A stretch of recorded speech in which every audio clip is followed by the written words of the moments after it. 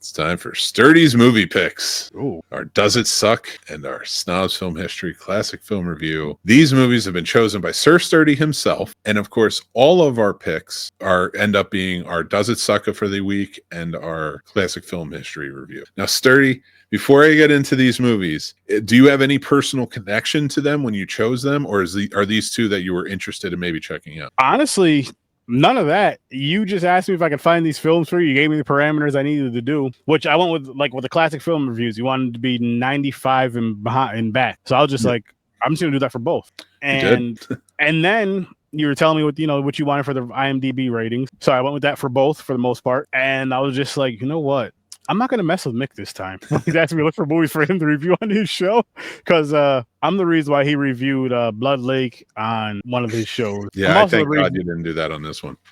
I'm also the reason why we did the script read of Blood Lake because he watched Blood. You keep throwing me. You keep throwing me for a real loop there. No, you didn't. Actually, every movie you've given me, because there was a lot I hadn't seen on there. And so the parameters of this, all of our classic film reviews for the next 2 months for Snobtober in September, October, and our Does It Suck episodes and our top fives are all going to be built around horror movies. And with Sturdy's picks, there was like 9 I'd never seen before, some I never even heard of before. One that was incredibly brutal. It was a good movie, but it was a hard movie, and that's coming up soon. So make sure you look out for that. That's on our Does It Suck page.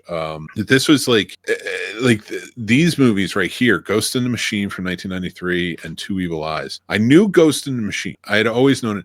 I feel like maybe I watched it on VHS back in the day, or like rented it and watched it, but I didn't remember it at all. I didn't remember who was in it. I didn't remember anything about it. So I'm not going to claim it. I claim this as a first time viewing. I'm just saying I may have, because there were elements in the movie where I was like, that looks familiar. Yeah. But I could have been like crossing it with Lawnmower Man. It was very similar type of feel and style. I hope you do both of these movies on your channel, because I'd really love to see what you guys all think about them. Ghost in the Machine, of course, tells the tale of a killer who gets sucked into a computer database, and he's killing everybody through that. And then he's terrorizing Karen Allen's character in the movie. She does a good job. Her and Chris Mulkey play well off each other. But it's an interesting movie with a lot of really VR heavy style of the time. And it's, of course, one of those crazy movies where everyone who works in computers in it has no idea how they actually work. It's wild for that instance. Two Evil Eyes is actually one that I was floored by. It's not by any means one of the best movies I've ever seen, but it's one that I will revisit. It's an anthology directed by George Romero and Dario Argento, who had previously collaborated on Dawn of the Dead, the original. So to see Dario Argento and George Romero, whom George Romero is one of my favorite directors of all time, tackle Edgar Allan Poe, who is one of my favorite writers of all time. Mine too. Blew me away. And they tell some really good, like this first one with Romero is a really cool ghost story. Very slow burn, but it's well acted. Adrienne Barbeau leads that cast. Then you get to The Black Cat, the next one, starring Harvey Keitel and directed by Dario Argento, and it goes off the rails. It becomes a wild movie. I suggest everybody check these out. I think you'll have a really good time with them. We're going to keep doing this all throughout the next 2 months. Make sure to check back. And our good buddy Trevor Stoudemire from Ambassador Radio is doing our November lineup, which is Crime Drama. Ooh. So you're going to check back for that. So I appreciate all of these. 2 wins for me. Again, Ghost in the Machine had a lot of problems, and it wasn't like well acted, but it's fun in the way that Shocker was fun. Okay. Less zany though. Less zany. Maybe taken a little more seriously than Shocker was. Shocker had a lot of comedy. This does too, but it's not the same. That was like a more absurdist, like the killer's deranged comedy. Yeah. But Two Evil Eyes will blow you away. I think you'll really enjoy it, because maybe not so much a slow burn, but like the practical effects, because Savini worked on it. Ooh. So you got some cool practical effects in both stories. So Savini worked on it, and then he's in you it. Edgar Allan Poe stories, which I love. Edgar Allan Poe. I love those shits. There's a lot of people in this, in the Black Cat mostly because it had bigger cast. And the reason it had bigger cast is because of the story that they were telling. But whereas there's only like 4 cast members for the first story, which was the facts in the case of Mr. Valdemar. And that makes sense why that was a very contained story, and it still worked. That's why I like the slow burn aspect. But when you get to the next one, like John Amos is the lead detective, more and more people like show up through it. But like, yeah, Savini has a a fun cameo. I'm not going to give away until you watch it, but I enjoy it. Nice. So yeah, go check these movies out. These are my mixed movie. Sturdy's movie picks for the week. And go check out our classic film review and Does It Suck next week. They'll be out Tuesday and Friday. Now let's get to film definitions with Mick. That's right. I don't know why I do the segment, but I do it and I'm enjoying it. So buckle up.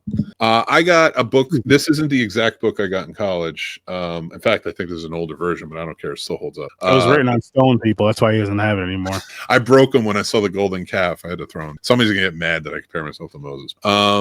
But yeah, I picked this up at a bookstore and I remembered it when I got it. So now I'm reading off definitions. So I'm going to pick out random definitions. Let's see what we got. All right, we got a pull up. 1, the loop of film in a projector that allows the film to pass smoothly from the intermittent movement necessary to place the individual frames in front of the aperture. 2, continuous movement necessary for the film as it passes the sound head. It's actually an interesting one. When I was a projectionist, like I did it too tight once and it ripped, and I had to splice super freaking quick to get the movie back up.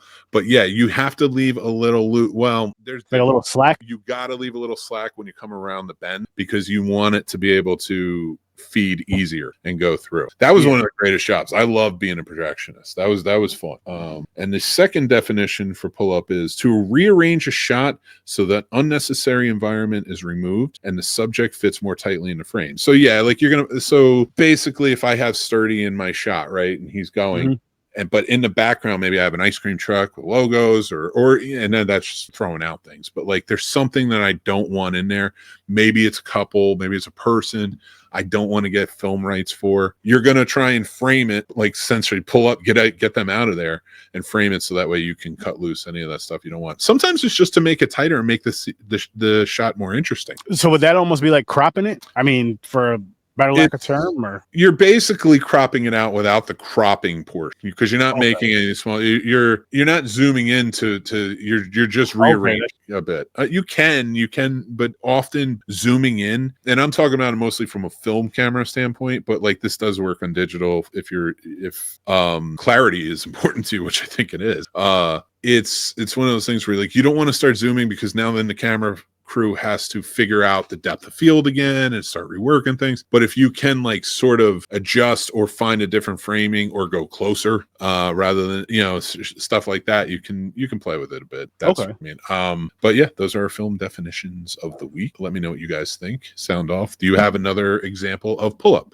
I would love to hear it from the camera angle perspective. But if you have a cool story about being a projectionist, I'd love to hear that as well. Man, it's the end of the night and that's always a fun time.